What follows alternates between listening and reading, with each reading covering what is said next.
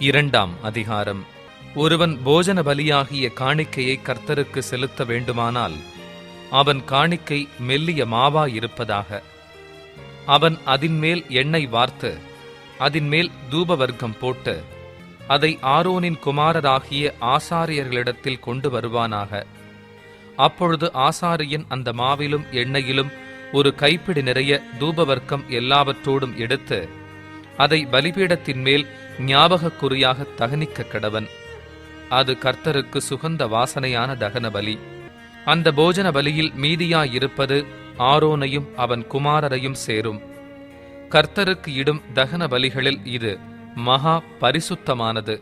நீ படைப்பது அடுப்பில் பாகம் பண்ணப்பட்ட போஜன பலியானால் அது எண்ணெயிலே பிசைந்த மெல்லிய மாவினால் செய்த புளிப்பில்லா அதிரசங்களாயாவது எண்ணெய் பூசப்பட்ட புளிப்பில்லா அடைகளாயாவது இருப்பதாக. நீ படைப்பது தட்டையான சட்டியில் பாகம் பண்ணப்பட்ட போஜன பலியானால் அது எண்ணெயிலே பிசைந்த புளிப்பில்லா மெல்லிய மாவினால் செய்யப்பட்டதாயிருப்பதாக. அதை துண்டு துண்டாக பிட்டு அதின்மேல் எண்ணெய் வார்ப்பாயாக. இது ஒரு போஜன பலி. நீ படைப்பது பொரிக்குஞ்சட்டியில் பாகம் பண்ணப்பட்ட போஜன பலியானால் அது எண்ணெயிலே பிசைந்த மெல்லிய மாவினால் செய்யப்படுவதாக. இப்படி செய்யப்பட்ட போஜன பலியை கர்த்தருக்கு செலுத்துவாயாக. அது ஆசாரியனிடத்தில் கொண்டுவரப்படும் போது அவன் அதை பலிபீட தண்டையில் கொண்டு வந்து அந்த போஜன பலியிலிருந்து ஆசாரியன் ஞாபகக் குறியாக ஒரு பங்கை எடுத்து பலிபீடத்தின் மேல் தகனிக்க கடவன். இது கர்த்தருக்கு சுகந்த வாசனையான தகன பலி. இந்த போஜன பலியில் மீதியானது ஆரோனையும் அவன் குமாரரையும் சேரும். கர்த்தருக்கு இடும் தகனங்களில் இது மகா பரிசுத்தமானது. நீங்கள் கர்த்தருக்கு செலுத்தும் எந்த போஜன பலியும் புளித்த மாவினால் செய்யப்படாதிருப்பதாக. புளித்த மாவுள்ளதொன்றையும் தேனுள்ளதொன்றையும் கர்த்தருக்கு தகன பலியாக தகனிக்க வேண்டாம். முதற் கனிகளை காணிக்கையாக கொண்டு வந்து அவைகளை கர்த்தருக்கு செலுத்தலாம். ஆனாலும் பலிபீடத்தின் மேல் அவைகள் சுகந்த வாசனையாக தகனிக்கப்படலாகாது. நீ படைக்கிற எந்த போஜன பலியும் உப்பினால் சாரமாக்கப்படுவதாக. உன் தேவனுடைய உடன்படிக்கையின் உப்பை உன் போஜன பலியிலே குறைய விடாமல் நீ படைப்பது எல்லாவற்றோடும் உப்பையும் படைப்பாயாக. முதற் பலன்களை போஜன பலியாக நீ கர்த்தருக்கு செலுத்த வந்தால் நிறைந்த பச்சையான கதிர்களை நெருப்பிலை வாட்டி உதிர்த்து அதை உன் முதற் பலனின் போஜன பலியாக கொண்டு வர கடவாய். அதின்மேல் எண்ணெய் வார்த்து அதின்மேல் தூப வர்க்கத்தை போடுவாயாக. இது ஒரு போஜன பலி. பின்பு ஆசாரியன் உதிர்த்த தானியத்திலும் எண்ணெயிலும் எடுத்து ஞாபகக் குறியான பங்கை அதன் தூபவர்க்கம் எல்லாவற்றோடும் கூட தகனிக்க கடவன். இது கர்த்தருக்கு இடும் தகன பலி. மூன்றாம் அதிகாரம். ஒருவன் சமாதான பலியை படைக்க வேண்டுமென்று மாட்டு மந்தையில் எடுத்துச் செலுத்துவானாகில் அது காளையானாலும் சரி பசுவானாலும் சரி பழுதற்றிருப்பதை கர்த்தருடைய சந்நிதியில் செலுத்த கடவன். அவன் தன் பலியின் தலைமேல் தன் கையை வைத்து ஆசரிப்பு கூடார வாசலுக்கு முன்பாக அதை கொல்ல கடவன். அப்பொழுது ஆரோனின் குமாரராகிய ஆசாரியர் அதன் இரத்தத்தை பலிபீடத்தின் மேல் சுற்றிலும் தெளிக்க கடவர்கள். பின்பு சமாதான பலியிலே குடல்களை மூடிய கொழுப்பையும் குடல்களில் உள்ள கொழுப்பு முழுவதையும் 2 குண்டி காய்களையும் அவைகளின் மேல் சிறு குடல்களின் இடத்தில் இருக்கிற கொழுப்பையும் குண்டிக்காய்களோடே கூட கல்லீரலின் மேல் இருக்கிற ஜவ்வையும் எடுத்து கர்த்தருக்கு தகன பலியாகச் செலுத்துவானாக. அதை ஆரோனின் குமாரர் பலிபீடத்து அக்கினியிலுள்ள கட்டைகளின் மேல் போட்டிருக்கும் சர்வாங்க தகன பலியின் மீதில் போட்டு தகனிக்க கடவர்கள். இது கர்த்தருக்குச் சுகந்த வாசனையான தகன பலி. அவன் கர்த்தருக்குச் சமாதான பலியை படைக்க வேண்டுமென்று ஆட்டு மந்தையிலிருந்து எடுத்துச் செலுத்துவானாகில் அது ஆண் ஆனாலும் சரி பெண் ஆனாலும் சரி பழுதற்றிருப்பதைச் செலுத்துவானாக. அவன் ஆட்டுக்குட்டியை பலியாகச் செலுத்த வேண்டுமானால் அதை கர்த்தருடைய சந்நிதியில் கொண்டு வந்து தன் பலியின் தலைமேல் தன் கையை வைத்து ஆசரிப்பு கூடாரத்துக்கு முன்பாக அதை கொல்லக் கடவன். அப்பொழுது ஆரோனின் குமாரர் அதன் இரத்தத்தை பலிபீடத்தின் மேல் சுற்றிலும் தெளிக்க கடவர்கள். பின்பு அவன் சமாதான பலியிலே அதன் கொழுப்பையும் நடுவெலும்பிலிருந்து எடுத்த முழு வாலையும் குடல்களை மூடிய கொழுப்பையும் அவைகளின் மேல் இருக்கிற கொழுப்பு முழுவதையும், 2 குண்டிக் காய்களையும் அவைகளின் மேல் சிறு குடல்களினிடத்தில் இருக்கிற கொழுப்பையும், குண்டிக் காய்களோடே கூட கல்லீரலின் மேல் இருக்கிற ஜவ்வையும் எடுத்து கர்த்தருக்கு தகன பலியாகச் செலுத்தக் கடவன். அதை ஆசாரியன் பலிபீடத்தின் மேல் தகனிக்கக் கடவன். இது கர்த்தருக்கு இடும் தகன ஆகாரம். அவன் செலுத்துவது வெள்ளாடாயிருக்குமானால் அவன் அதை கர்த்தருடைய சந்நிதியில் கொண்டு வந்து அதின் தலைமேல் தன் கையை வைத்து ஆசரிப்பு கூடாரத்துக்கு முன்பாக அதை கொல்லக் கடவன். அப்பொழுது ஆரோனின் குமாரர் அதின் இரத்தத்தை பலிபீடத்தின் மேல் சுற்றிலும் தெளிக்கக் கடவர்கள். அவன் அதிலே குடல்களை மூடிய கொழுப்பையும் அவைகள் மேலிருக்கிற கொழுப்பு முழுவதையும், 2 குண்டிக் காய்களையும் அவைகளின் மேல் சிறு குடல்களினிடத்தில் இருக்கிற கொழுப்பையும், குண்டிக் காய்களோடே கூட கல்லீரலின் மேல் இருக்கிற ஜவ்வையும் எடுத்து கர்த்தருக்கு தகன பலியாகச் செலுத்தக் கடவன். ஆசாரியன் பலிபீடத்தின் மேல் அவைகளை தகனிக்கக் கடவன். இது சுகந்த வாசனையான தகன ஆகாரம்.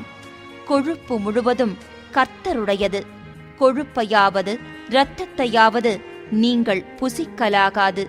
இது உங்கள் வாசஸ்தலங்கள் எங்கும் உங்கள் தலைமுறைதோறும் நித்திய கட்டளையாயிருக்கும் என்று சொல் என்றார். 4ஆம் அதிகாரம்.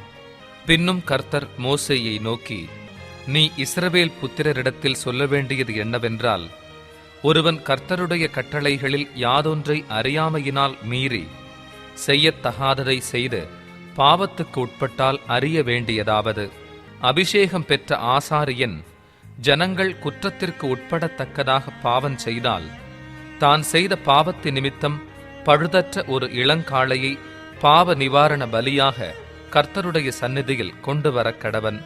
அவன் அந்த காளையை ஆசரிப்பு கூடார வாசலிலே கர்த்தருடைய சந்நிதியில் கொண்டு வந்து அதன் தலைமேல் தன் கையை வைத்து கர்த்தருடைய சந்நிதியில் அதை கொல்லக் கடவன். அப்பொழுது அபிஷேகம் பெற்ற ஆசாரியன் அந்த காளையின் இரத்தத்தில் கொஞ்சம் எடுத்து அதை ஆசரிப்பு கூடாரத்தில் கொண்டு வந்து தன் விரலை இரத்தத்தில் தோய்த்து பரிசுத்த ஸ்தலத்தின் திரைக்கு எதிரே கர்த்தருடைய சந்நிதியில் 7 தரம் தெளிக்கக் கடவன். பின்பு ஆசாரியன் அந்த இரத்தத்தில் கொஞ்சம் எடுத்து ஆசரிப்பு கூடாரத்திலே கர்த்தருடைய சந்நிதியில் இருக்கும் சுகந்த தூப பீடத்து கொம்புகளின் மேல் பூசி காளையினுடைய மற்ற இரத்தம் முழுவதையும் ஆசரிப்பு கூடார வாசலுக்கு முன்பாக இருக்கிற தகன பலிபீடத்தின் அடியிலே ஊற்றிவிட்டு, பாவ நிவாரண பலியான காளையின் எல்லா கொழுப்புமாகிய குடல்களை மூடிய கொழுப்பையும் அவைகள் மேல் இருக்கிற கொழுப்பு முழுவதையும் 2 குண்டிக் காய்களையும் அவைகள் மேல் சிறு குடல்களினிடத்தில் இருக்கிற கொழுப்பையும் குண்டிக் காய்களோடே கூட கல்லீரலின் மேல் இருக்கிற ஜவ்வையும் சமாதான பலியின் காலையிலிருந்து எடுக்கிறது போல அதிலிருந்து எடுத்து அவைகளை தகன பலிபீடத்தின் மேல் தகனிக்க கடவன். காளையின் தோலையும் அதன் மாம்சம் முழுவதையும் அதன் தலையையும் தொடைகளையும் அதன் குடல்களையும் அதன் சாணியையும் காளை முழுவதையும் பாளையத்துக்கு புறம்பே சாம்பல் கொட்டுகிற சுத்தமான இடத்திலே கொண்டு போய் கட்டைகளின் மேல் போட்டு அக்கினியாலே சுட்டரிக்க கடவன். சாம்பல் கொட்டியிருக்கிற இடத்திலே அதை சுட்டரிக்க கடவன்.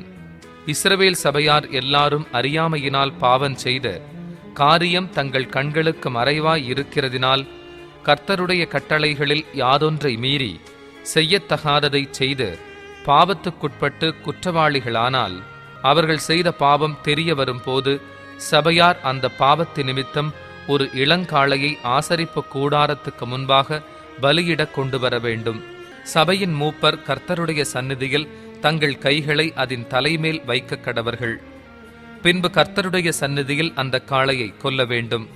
அப்பொழுது அபிஷேகம் பெற்ற ஆசாரியன் அதன் இரத்தத்தில் கொஞ்சம் எடுத்து ஆசரிப்பு கூடாரத்தில் கொண்டு வந்து தன் விரலை இரத்தத்தில் தோய்த்து கர்த்தருடைய சந்நிதியில் திரைக்கு எதிரே 7 தரம் தெளித்து ஆசரிப்பு கூடாரத்தில் கர்த்தருடைய சந்நிதியில் இருக்கும் பலிபீடத்தின் கொம்புகளின் மேல் அந்த இரத்தத்தில் கொஞ்சம் பூசி மற்ற இரத்தமெல்லாம் ஆசரிப்பு கூடார வாசலில் இருக்கிற தகன பலிபீடத்தின் அடியிலே ஊற்றிவிட்டு அதன் கொழுப்பு முழுவதையும் அதிலிருந்து எடுத்து பலிபீடத்தின் மேல் தகனித்து பாவ நிவாரண பலியின் காளையை செய்த பிரகாரம் இந்த காளையையும் செய்து இவ்வண்ணமாய் ஆசாரியன் அவர்களுக்கு பாவ நிவிர்த்தி செய்ய கடவன்.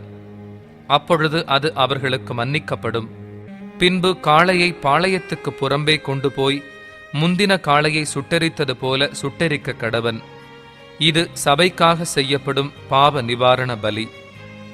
ஒரு பிரபு தன் தேவனாகிய கர்த்தருடைய கட்டளைகளில் யாதொன்றை மீறி அறியாமையினால் செய்யத்தகாததைச் செய்து பாவத்துக்குட்பட்டு குற்றவாளியானால், தான் செய்தது பாவம் என்று தனக்கு தெரிய வரும் போது அவன் வெள்ளாடுகளில் பழுதற்ற ஒரு இளங்கடாவை பலியாக கொண்டு வந்து அந்த கடாவின் தலைமேல் தன் கையை வைத்து கர்த்தருடைய சந்நிதியில் சர்வாங்க தகனபலி கொல்லப்படும் இடத்தில் அதை கொல்லக்கடவன். இது பாவ நிவாரண பலி. அப்பொழுது ஆசாரியன் அதன் இரத்தத்தில் கொஞ்சம் தன் விரலால் எடுத்து தகன பலிபீடத்து கொம்புகளின் மேல் பூசி மற்ற இரத்தத்தை தகன பலிபீடத்தின் அடியிலே ஊற்றிவிட்டு அதன் கொழுப்பு முழுவதையும் சமாதான பலியின் கொழுப்பைப் போல பலிபீடத்தின் மேல் தகனித்து இவ்வண்ணமாய் ஆசாரியன் அவன் செய்த பாவத்தை குறித்து அவனுக்காக பாவ நிவிர்த்தி செய்ய கடவன். அப்பொழுது அது அவனுக்கு மன்னிக்கப்படும். சாதாரண ஜனங்களில் ஒருவன் அறியாமையினால் கர்த்தரின் கட்டளைகளில் யாதொன்றை மீறி செய்யத்தகாததைச் செய்து பாவத்துக்குட்பட்டு குற்றவாளியானால், தான் செய்தது பாவம் என்று தனக்கு தெரிய வரும் போது அவன் தான் செய்த பாவத்தின் நிமித்தம் வெள்ளாடுகளில் பழுதற்ற ஒரு பெண் குட்டியை பலியாக கொண்டு வந்து பாவ நிவாரண பலியின் தலைமேல் தன் கையை வைத்து சர்வாங்க தகன பலியிடும் இடத்தில் அந்த பாவ நிவாரண பலியை கொல்லக்கடவன். அப்பொழுது ஆசாரியன் அதன் இரத்தத்தில் கொஞ்சம் தன் விரலால் எடுத்து தகன பலிபீடத்து கொம்புகளின் மேல் பூசி மற்ற இரத்தமெல்லாம் பலிபீடத்தின் அடியிலே ஊற்றிவிட்டு சமாதான பலியிலிருந்து கொழுப்பை எடுப்பது போல அதன் கொழுப்பு முழுவதையும் எடுத்து ஆசாரியன் பலிபீடத்தின் மேல் கர்த்தருக்கு சுகந்த வாசனையாக தகனித்து இவ்வண்ணமாய் அவனுக்கு பாவ நிவிர்த்தி செய்ய கடவன். அப்பொழுது அது அவனுக்கு மன்னிக்கப்படும். அவன் பாவ நிவாரண பலியாக ஒரு ஆட்டுக்குட்டியை கொண்டு வருவானாகில் பழுதற்ற பெண் குட்டியை கொண்டு வந்து அந்த பாவ நிவாரண பலியின் தலைமேல் தன் கையை வைத்து சர்வாங்க தகன பலி கொல்லப்படும் இடத்தில் அதை பாவ நிவாரண பலியாக கொல்லக்கடவன்.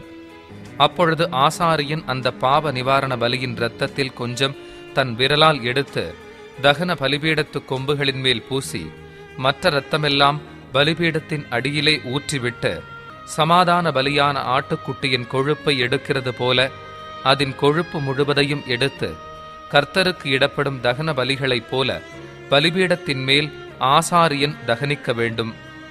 இவ்வண்ணமாய் அவன் செய்த பாவத்துக்கு ஆசாரியன் பாவ நிவிர்த்தி செய்ய கடவன். அப்பொழுது அது அவனுக்கு மன்னிக்கப்படும். 5ஆம் அதிகாரம். சாட்சியாகிய ஒருவன் இடப்பட்ட ஆணையை கேட்டிருந்தும் தான் கண்டதையும் அறிந்ததையும் தெரிவியாதிருந்து பாவம் செய்தால் அவன் தன் அக்கிரமத்தைச் சுமப்பான். அசுத்தமான காட்டு மிருகத்தின் உடலையாவது அசுத்தமான நாட்டு மிருகத்தின் உடலையாவது அசுத்தமான ஊரும் பிராணிகளின் உடலையாவது இவ்வித அசுத்தமான யாதொரு வஸ்துவையாவது ஒருவன் அறியாமல் தொட்டால் அவன் தீட்டும் குற்றமும் உள்ளவனாவான். அல்லது எந்த அசுத்தத்தினாலாகிலும் தீட்டுப்பட்ட ஒரு மனிதனை ஒருவன் அறியாமல் தொட்டு பின்பு அதை அறிந்து கொண்டால் அவன் குற்றமுள்ளவனாவான். மனிதர் பதறி ஆணையிடும் எந்த காரியத்திலானாலும் ஒருவன் தீமை செய்கிறதற்காவது நன்மை செய்கிறதற்காவது தன் மனம் அறியாமல் தன் உதடுகளினால் பதறி ஆணையிட்டு பின்பு அவன் அதை அறிந்து கொண்டால் அதை குறித்து குற்றமுள்ளவனாவான். இப்படிப்பட்டவைகள் ஒன்றில் ஒருவன் குற்றமுள்ளவனாகும் போது அவன் தான் செய்தது பாவம் என்று அறிக்கையிட்டு தான் செய்த பாவத்துக்கு பாவ நிவாரண பலியாக ஆடுகளிலாவது வெள்ளாடுகளிலாவது ஒரு பெண்குட்டியை குற்ற நிவாரண பலியாக கர்த்தருடைய சந்நிதியில் கொண்டு வர வேண்டும். அதனாலே ஆசாரியன் அவன் செய்த பாவத்தை குறித்து அவனுக்காக பாவ நிவிர்த்தி செய்ய கடவன். ஆட்டுக்குட்டியை கொண்டு வர அவனுக்கு சக்தி இல்லாதிருந்தால் அவன் செய்த குற்றத்தின் நிமித்தம் 2 காட்டு புறாக்களையாவது 2 புறா குஞ்சுகளையாவது ஒன்றை பாவ நிவாரண பலியாகவும் மற்றொன்றை சர்வாங்க தகன பலியாகவும் கர்த்தருடைய சந்நிதியில் கொண்டு வர கடவன். அவைகளை ஆசாரியனிடத்தில் கொண்டு வருவானாக. அவன் பாவ நிவாரண பலிக்கானதை முன்னே செலுத்தி அதின் தலையை அதின் கழுத்தினிடத்தில் கிள்ளி அதை இரண்டாக்காமல் வைத்து அதின் இரத்தத்தில் கொஞ்சம் எடுத்து பலிபீடத்தின் பக்கத்தில் தெளித்து மீதியான இரத்தத்தை பலிபீடத்தின் அடியிலே வடிய விடுவானாக. பாவ நிவாரண பலி. மற்றதை நியமத்தின்படியே அவன் தகன பலியாய் செலுத்தக் கடவன். இவ்விதமாக அவன் செய்த பாவத்தை ஆசாரியன் நிவிர்த்தி செய்ய கடவன். அப்பொழுது அது அவனுக்கு மன்னிக்கப்படும். 2 காட்டு புறாக்களையாவது 2 புறா குஞ்சுகளையாவது கொண்டு வர அவனுக்கு சக்தி இல்லாதிருந்தால், பாவம் செய்தவன் பாவ நிவாரணத்துக்காக ஒரு எப்பா அளவான மெல்லிய மாவிலே 10 1 பங்கை தன் காணிக்கையாக கொண்டு வருவானாக. அது பாவ நிவாரண பலியாயிருப்பதினால் அதின்மேல் எண்ணெய் வார்க்காமலும் தூப வர்க்கம் போடாமலும் இருந்து அதை ஆசாரியனிடத்தில் கொண்டு வர வேண்டும். அதிலே ஆசாரியன் ஞாபகக்குறியான பங்காக தன் கைப்பிடி நிறைய எடுத்து கர்த்தருக்கு இடும் தகன பலிகளைப் போல பலிபீடத்தின் மேல் தகனிக்க கடவன். இது பாவ நிவாரண பலி. இவ்விதமாக மேற்சொல்லிய காரியங்கள் ஒன்றில் அவன் செய்த பாவத்துக்காக ஆசாரியன் பாவ நிவிர்த்தி செய்ய கடவன். அப்பொழுது அது அவனுக்கு மன்னிக்கப்படும். மீதியானது போஜன பலியைப் போல ஆசாரியனைச் சேரும் என்றார். பின்னும் கர்த்தர் மோசேயை நோக்கி, ஒருவன் கர்த்தருக்குரிய பரிசுத்தமானவைகளில் குற்றஞ்செய்து அறியாமையினால் பாவத்துக்குட்பட்டால் அவன் தன் குற்றத்தி நிமித்தம் பரிசுத்த ஸ்தலத்துச் சேக்கல் கணக்கின்படியே நீ அவன் மேல் சுமத்தும் அபராதம் எவ்வளவோ அவ்வளவு வெள்ளிச்சேக்கல் பெறும் பழுதற்ற ஒரு ஆட்டுக்கடாவை குற்ற நிவாரண பலியாக கர்த்தருடைய சந்நிதியில் கொண்டு வந்து பரிசுத்தமானதை குறித்து தான் செய்த தப்பிதத்தினால் உண்டான நஷ்டத்தைச் செலுத்தி அதனோடு 5 1 பங்கை அதிகமாக கூட்டி ஆசாரியனுக்கு கொடுப்பானாக. குற்ற நிவாரண பலியாகிய ஆட்டுக்கடாவினாலே அவனுக்காக ஆசாரியன் பாவ நிவிர்த்தி செய்ய கடவன். அப்பொழுது அது அவனுக்கு மன்னிக்கப்படும். ஒருவன் செய்யத்தகாததென்று கர்த்தருடைய கட்டளைகளினால் விலக்கப்பட்ட யாதொன்றைச் செய்து பாவத்துக்குட்பட்டால் அதை அவன் அறியாமையினால் செய்தாலும் அவன் குற்றமுள்ளவனாயிருந்து தன் அக்கிரமத்தைச் சுமப்பான். அதிநிமித்தம் அவன் குற்ற நிவாரண பலியாக உன் மதிப்புக்குச் சரியான பழுதற்ற ஒரு ஆட்டுக்கடாவை ஆசாரியனிடத்தில் கொண்டு வருவானாக. அவன் அறியாமல் செய்த தப்பிதத்தை ஆசாரியன் அவனுக்காக நிவிர்த்தி செய்ய கடவன்.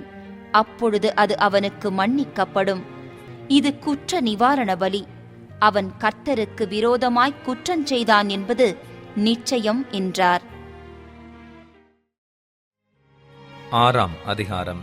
பின்னும் கர்த்தர் மோசேயை நோக்கி, ஒருவன் கர்த்தருக்கு விரோதமாக அநியாயம் செய்து தன் வசத்தில் ஒப்புவிக்கப்பட்ட பொருளிலாவது கொடுக்கல் வாங்கலிலாவது தன் அயலானுக்கு மாறாட்டம் பண்ணி அல்லது ஒரு வஸ்துவை பலாத்காரமாய் பறித்து கொண்டு அல்லது தன் அயலானுக்கு இடுக்கண் செய்து அல்லது காணாமற் போனதை கண்டடைந்தும் அதை மறுதலித்து அதை குறித்து பொய்யாணையிட்டு மனிதர் செய்யும் இவை முதலான யாதொரு காரியத்தில் பாவம் செய்தானேயாகில் அவன் செய்த பாவத்தினாலே குற்றவாளியானபடியால் தான் பலாத்காரமாய் பறித்து கொண்டதையும் இடுக்கண் செய்து பெற்றுக்கொண்டதையும் தன் வசத்திலே ஒப்புவிக்கப்பட்டதையும் காணாமற் போயிருந்து தான் கண்டெடுத்ததையும் பொய்யாணையிட்டு சம்பாதித்த பொருளையும் திரும்ப கொடுக்க கடவன்.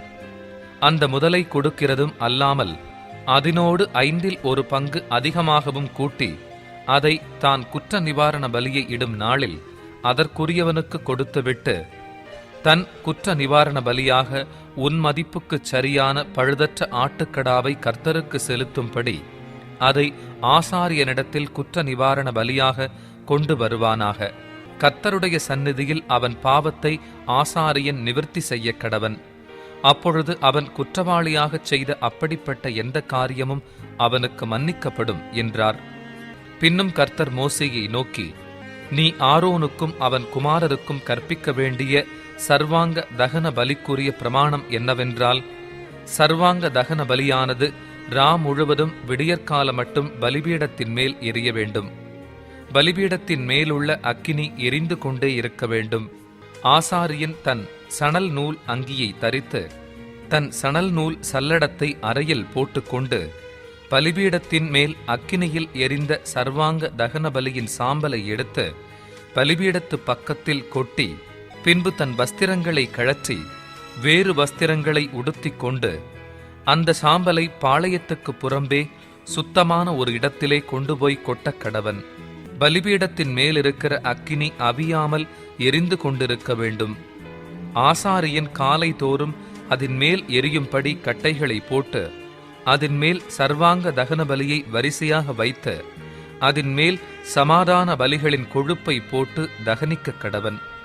பலிபீடத்தின் மேல் அக்கினி எப்பொழுதும் எரிந்து கொண்டிருக்க வேண்டும். அது ஒரு பொழுதும் அவிந்து போகலாகாது.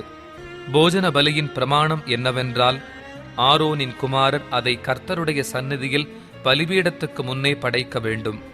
அவன் போஜன பலியின் மெல்லிய மாவிலும் அதன் எண்ணெயிலும் தன் கைப்பிடி நிறைய எடுத்து போஜன பலியின் மேலுள்ள தூபவர்க்கம் யாவற்றோடும் கூட அதை ஞாபக குறியாக பலிபீடத்தின் மேல் கர்த்தருக்கு சுகந்த வாசனையாக தகனிக்க கடவன்.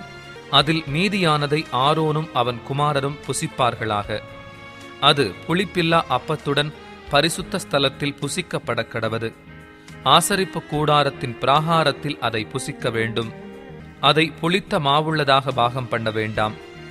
அது எனக்கு இடப்படும் தகனங்களில் நான் அவர்களுக்கு கொடுத்த அவர்களுடைய பங்கு. அது பாவ நிவாரண பலியைப் போலும் குற்ற நிவாரண பலியைப் போலும் மகா பரிசுத்தமானது. ஆரோனின் பிள்ளைகளில் ஆண்மக்கள் யாவரும் அதை புசிப்பார்களாக. கர்த்தருக்கு இடப்படும் தகன பலிகளில் அது உங்கள் தலைமுறை தோறும் நித்திய கட்டளையாய் இருக்க கடவது. அவைகளை தொடுகிறவனெவனும் பரிசுத்தமாயிருப்பான் என்று சொல் என்றார். பின்னும் கர்த்தர் மோசேயை நோக்கி, ஆரோன் அபிஷேகம் பண்ணப்படும் நாளில் அவனும் அவன் குமாரரும் கர்த்தருக்கு செலுத்த வேண்டிய படைப்பு என்னவென்றால், ஒரு எப்பா அளவான மெல்லிய மாவிலே 10 பங்கை காலையில் பாதியும் மாலையில் பாதியும் நித்திய போஜன பலியாக செலுத்த கடவர்கள். அது சட்டியிலே எண்ணெய் விட்டு பாகம் பண்ணப்பட கடவது. பாகம் பண்ணப்பட்ட பின்பு அதை கொண்டு வந்து போஜன பலியாக பாகம் பண்ணப்பட்ட துண்டுகளை கர்த்தருக்கு சுகந்த வாசனையாக படைக்க கடவாய். அவன் குமாரரில் அவனுடைய ஸ்தலத்திலே அபிஷேகம் பண்ணப்படுகிற ஆசாரியனும் அப்படியே செய்ய கடவன். அது முழுவதும் தகனிக்கப்பட வேண்டும். அது கர்த்தர் நியமித்த நித்திய கட்டளை. ஆசாரியனுக்காக இடப்படும் எந்த போஜன பலியும் புசிக்கப்படாமல் முழுவதும் தகனிக்கப்பட வேண்டும் என்றார். பின்னும் கர்த்தர் மோசேயை நோக்கி, நீ ஆரோனோடும் அவன் குமாரரோடும் சொல்ல வேண்டியதாவது, பாவ நிவாரண பலியின் பிரமாணம் என்னவென்றால், சர்வாங்க தகன பலி கொல்லப்படும் இடத்தில் பாவ நிவாரண பலியும் கர்த்தருடைய சந்நிதியில் கொல்லப்பட கடவது. அது மகா பரிசுத்தமானது. பாவ நிவிர்த்தி செய்ய அதை பலியிடுகிற ஆசாரியன் அதை புசிக்க கடவன். ஆசரிப்பு கூடாரத்தின் பிராகாரமாகிய பரிசுத்த ஸ்தலத்திலே அது புசிக்கப்பட வேண்டும். அதன் மாம்சத்தில் படுகிறது எதுவும் பரிசுத்தமாயிருக்கும். அதன் இரத்தத்திலே கொஞ்சம் ஒரு வஸ்திரத்தில் தெரித்ததானால் இரத்தம் தெரித்த வஸ்திரத்தை பரிசுத்த ஸ்தலத்தில் கழுவ வேண்டும். அது சமைக்கப்பட்ட மண்பாண்டம் உடைக்கப்பட வேண்டும். செப்பு பானையில் சமைக்கப்பட்டதானால் அது விளக்கப்பட்டு தண்ணீரில் கழுவப்பட வேண்டும். ஆசாரியரில் ஆண்மக்கள் யாவரும் அதை புசிப்பார்களாக. அது மகா பரிசுத்தமானது. எந்த பாவ நிவாரண பலியின் இரத்தத்தில் கொஞ்சம் பரிசுத்த ஸ்தலத்தில் பாவ நிவர்த்தியின் பொருட்டு ஆசரிப்பு கூடாரத்திற்குள்ளே கொண்டு வரப்பட்டதோ அந்த பலி புசிக்கப்படலாகாது. அது அக்கினியிலே தகனிக்கப்பட வேண்டும்.